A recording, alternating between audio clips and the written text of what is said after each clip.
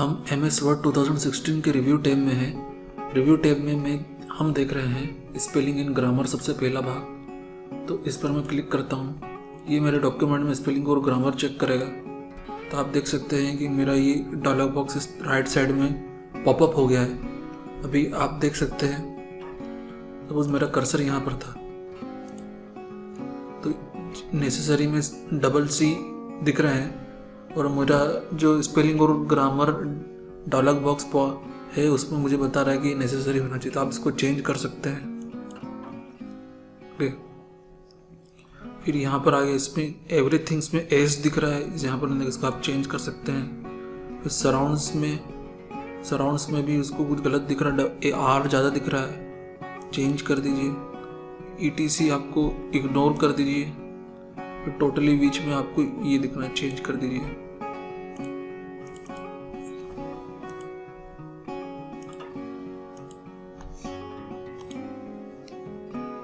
तो इस तरह से आप अपना document spelling and grammar check कर सकते हैं।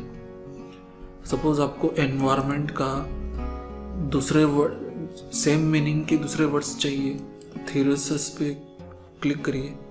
तो आप यहाँ से जो भी है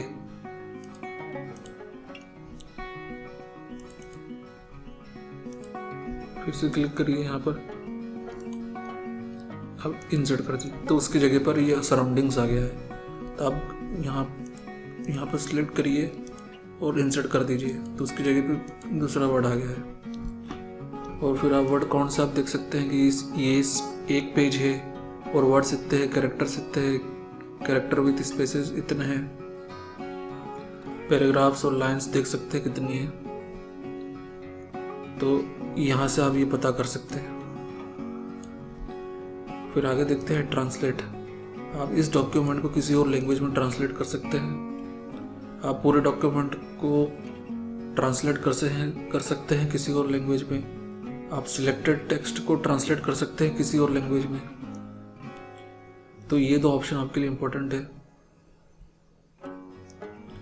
और या आप पॉज ऑन वर्ड्स और selected paragraph for quick translation आप सिलेक्ट करेंगे तो पॉज लेगा और ये आपका ट्रांसलेशन कर देगा। पर ये ऊपर के दो ज़्यादा इम्पोर्टेंट है, तो इसे ही देखना है आपको। लैंग्वेज आपको ये बताता है कि आपको जो spelling and grammar spelling check हो रही है वो कौन सी भाषा का स्टैंडर्ड रखना है आपको। तो ये भाषा यहाँ से सिलेक्ट कर सकते हैं। तो यहाँ पर आपको ये 3 भाषाएं दिख रही हैं, आप यहाँ से सिलेक्ट कर सकते हैं और ओके कर सकते हैं। फिर हम कमेंट जोड़ सकते हैं अपने डॉक्यूमेंट में। जैसे मेरा कर्सर यहाँ पर है तो ये कमेंट यहाँ पर आप जोड़ सकते हैं। इसके लिए आप कमेंट डिलीट भी कर सकते हैं, तो कमेंट डिलीट भी कर सकते हैं। तो ऐड कमेंट्स और कमेंट डिलीट्स आपने सीख लिया है। फिर आगे चलते हैं ट्रैकिंग का जो उपयोग होता है वो इसलिए होता है जैसे आपने एक डॉक्यूमेंट बनाया और ये डॉक्यूमेंट आपने किसी और को दिया तो उसने भी कुछ चेंजेस करे डॉक्यूमेंट में। तो चेंजेस जो है वो मुझे पता नहीं होंगे, जो इसका ओरिजिनल ऑथर है उसको पता नहीं होंगे क्या चेंजेस कर दिए। तो चेंजेस ट्रैक करने के लिए जो जैसे आप वो इसको ऑन करना पड़ता है। तो आप जो भी यहाँ पर डिलीट करेंगे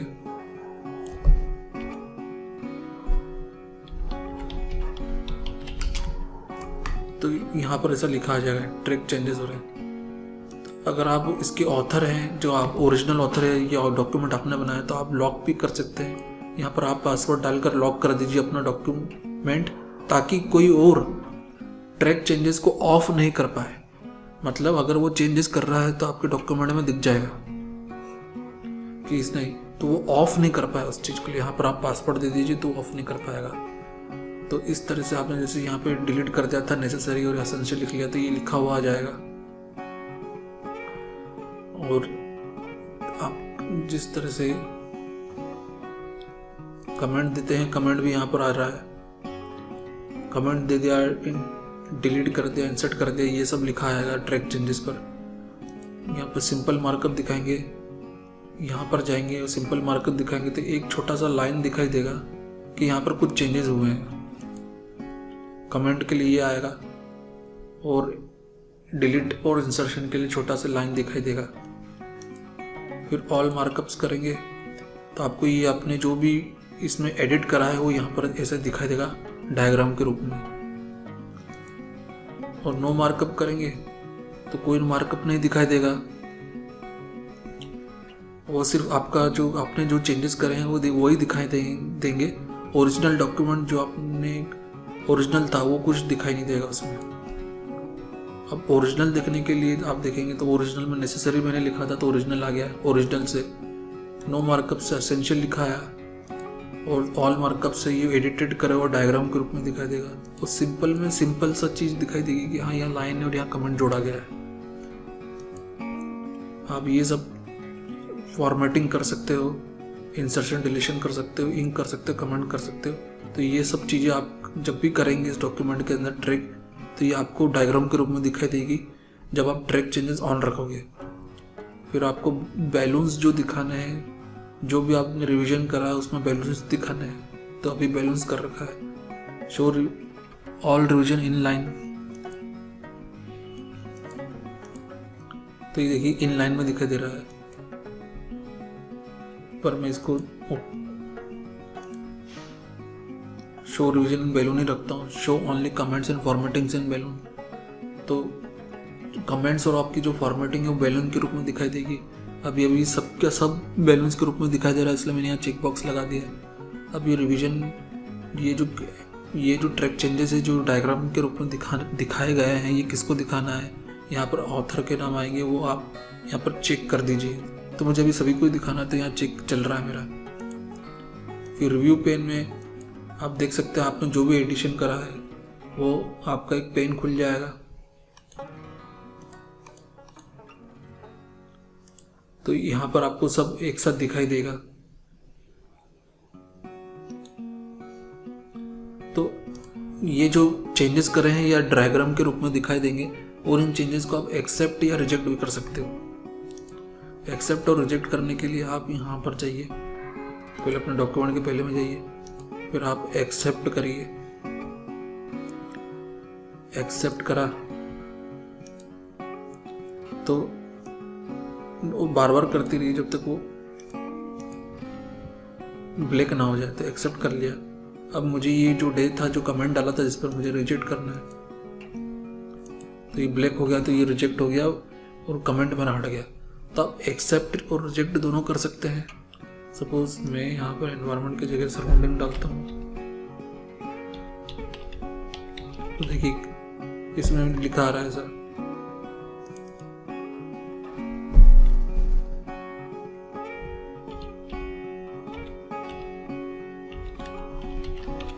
जो भी है एक्वेंटेंस लिखा है।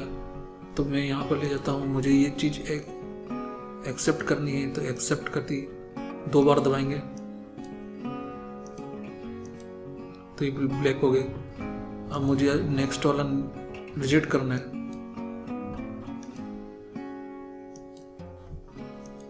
तो रिजेक्ट हो गया, फेमिलियर पहले वाला आ गया और यहाँ पर सराउंडिंग हो गया क्योंकि ये एक्सेप्ट कर लिया। तो आप इसको बार बार क्लिक करिए जब तक आपका ब्लैक ना हो जाए। ओके, आपसे आप इन एरोज, ये वाला जो बटन है, ये ऑप्शन से आप आगे पीछे जा सकते हैं अपने ट्रैक्स में। पर अभी ट्रैक मैंने सब एक्सेप्ट कर लिए और रिजेक्ट कर लिए, तो ये एक नया डॉक्यूमेंट बन गया है। अगर आप डायग्राम बने हुए आते तो आप उसमें बैक और फॉरवर्ड कर सकते हैं। तो ट्रैक चेंजेस अभी ऑन है, इसको ऑफ भी कर सकते हैं आप। तो ये ऑफ कर दिया मैंने। तो ये ट्रैकिंग का यही एक कॉन्सेप्ट है कि इस तरह से ये चलता है। आगे देखते हैं हम कंपेयर। सपोज आपके पास 2 डॉक्यूमेंट है, एक डॉक्यूमेंट ओरिजिनल है और एक फाइनल है। फाइनल का मतलब आपने सभी जितने भी एडिट करे हैं, ट्रैक चेंजेस करे हैं, वो सब आपने एक्सेप्ट कर लिया है, तो एक नया डॉक्यूमेंट बन गया। तो उसमें चेंजेस होंगे, तो आप उन दोनों को कंपेयर कर सकते हैं, एक ओरिजिनल डॉक्यूमेंट और एक फाइनल डॉक्यूमेंट में, जिसमें आपने रिविजन सब एक्सेप्ट कर लिए हैं या रिजेक्ट भी कर लिए हैं। तो 2 एक जैसे डॉक्यूमेंट को आप कंपेयर कर सकते हैं। आप कंबाइन कर सकते हैं मल्टीपल ऑथर्स के डॉक्यूमेंट्स को और उनको सिंगल डॉक्यूमेंट में बदल सकते हैं। तो ये ऑप्शंस भी इम्पोर्टेंट है।